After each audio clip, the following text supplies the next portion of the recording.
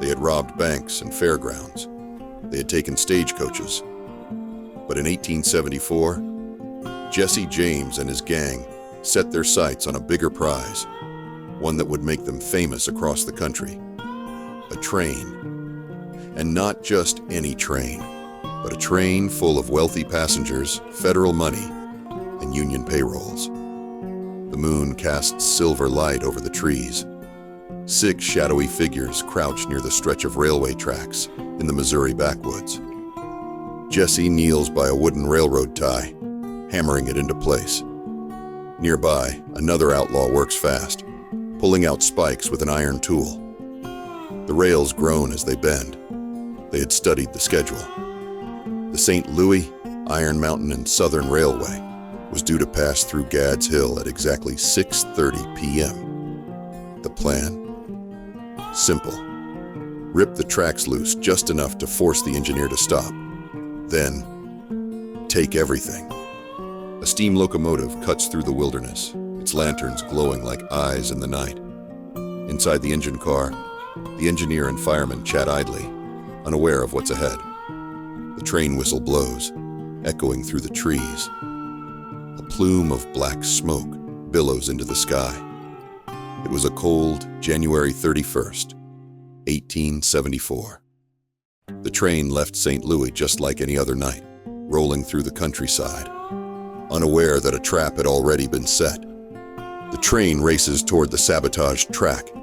The wooden beam laid across the rails is barely visible in the low light. Inside the engine, the fireman sees it first. His eyes widen. He shouts, "Obstruction ahead! Stop the train!" The engineer yanks back the throttle. Steam hisses violently. The train shudders, its wheels screeching against the tracks. Sparks fly. Momentum fights against the brakes. It slows, then stops, right where Jesse James wanted it. 6 masked figures step out from the shadows.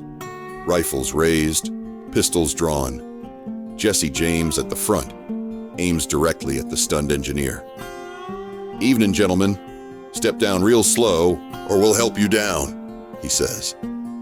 They moved with military precision. No panic, no wasted motion. Within seconds, the train was under their control.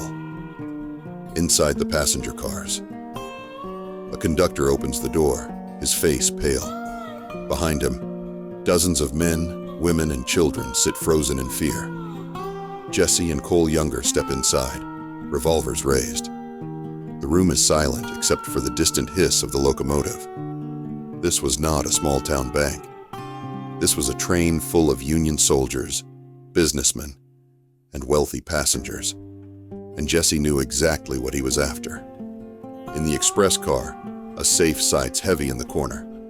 Frank James and Jim Younger shove the terrified express agent against the wall. Frank, in a firm, low voice, says, "Open it. Now!" The agent fumbles with the lock, his hands shaking. The safe creaks open. Inside, bundles of cash, silver bars, the union payroll, thousands of dollars in federal money. Jim Younger grabs a handful of bills and laughs. They took everything. The cash, the gold, the valuables. But this wasn't just about money. This was about power. And Jesse wanted to make sure everyone on board remembered his name. Jesse James stands in the center of the passenger car.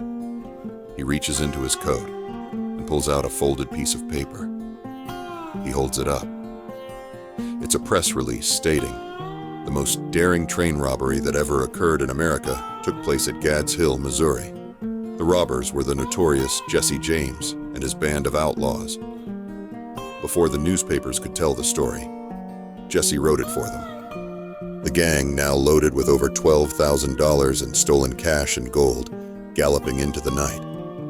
The train sits dead on the tracks behind them, passengers staring into the darkness, too stunned to move. The Gads Hill Train Robbery wasn't just another crime. It was the crime that made Jesse James a legend. It was a statement to the railroads, the government, and the country itself. The James Younger gang was no ordinary band of thieves. They were outlaws, and they were untouchable. For years, the James Younger gang had robbed with impunity. Banks, stagecoaches, trains.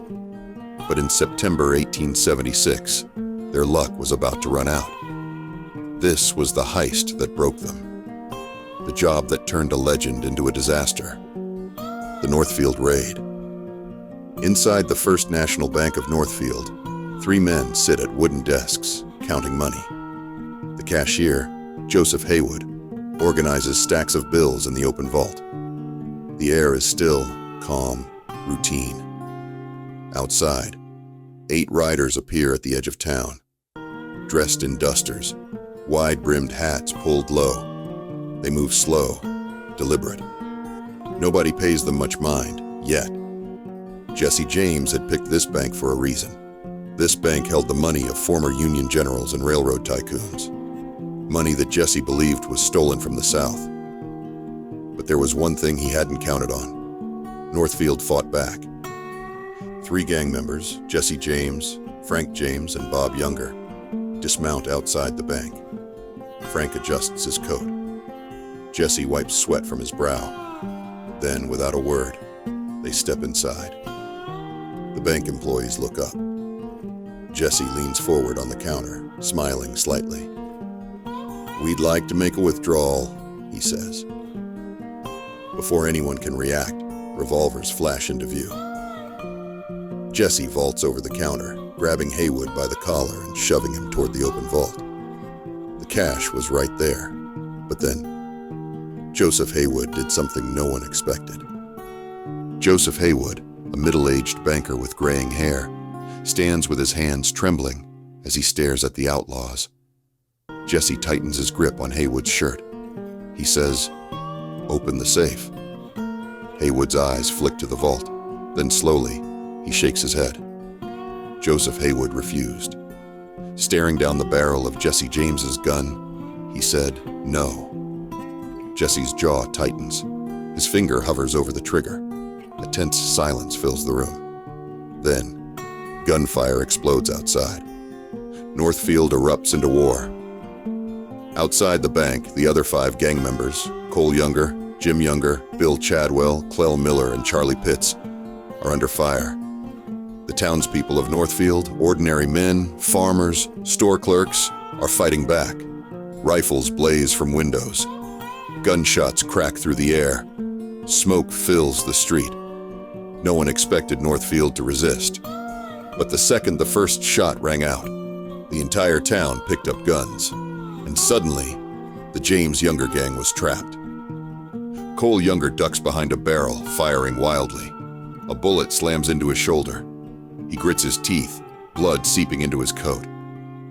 Cole shouts through gritted teeth, "This is bad." "This is real bad." Clell Miller tries to mount his horse. A bullet punches through his chest. He falls hard, motionless. Bill Chadwell goes down next, shot through the heart. The gang was dying in the streets. The plan had collapsed. Jesse and Frank had seconds to decide. Fight or run. Inside the bank, Jesse grows desperate. He pistol whips Haywood, knocking him to the floor. Jesse James furiously shouts, "Open the damn safe!" Haywood, bleeding, dazed, refuses. Jesse's patience snaps. He fires a single gunshot. Joseph Haywood collapsed, dead, but the safe still locked. There was nothing left to steal, nothing left to do, except escape. Jesse and Frank burst out of the bank, guns blazing. Frank fires toward the rooftops, covering their retreat. Cole Younger, bleeding from 3 wounds, struggles onto his horse. The gang rides hard. Bullets whiz past. Jesse and Frank disappear into the trees. But behind them, Cole, Jim, and Charlie Pitts aren't fast enough. The town pursues them. The posse grows. For 2 weeks, the manhunt stretched across Minnesota. In the end, the Younger brothers were surrounded, shot, and captured. Charlie Pitts, killed in a gunfight. Jesse and Frank, gone. The James Younger gang was finished. 5 men dead, 3 in chains. Only Jesse and Frank James escaped. Northfield was the end. The gang was destroyed, and Jesse James on the run, but he wouldn't stop. He couldn't. Because for Jesse James, there was only one way this story could end. Not with an escape, not with a retirement, but with a bullet. In a dimly lit Missouri farmhouse, a wooden clock ticks softly in the corner. A single candle flickers on the kitchen table. Jesse James sits in a wooden chair, cleaning his revolvers. His coat is draped over the back of the chair. His boots, dusty from the road, rest near the door. The house is quiet. Too quiet.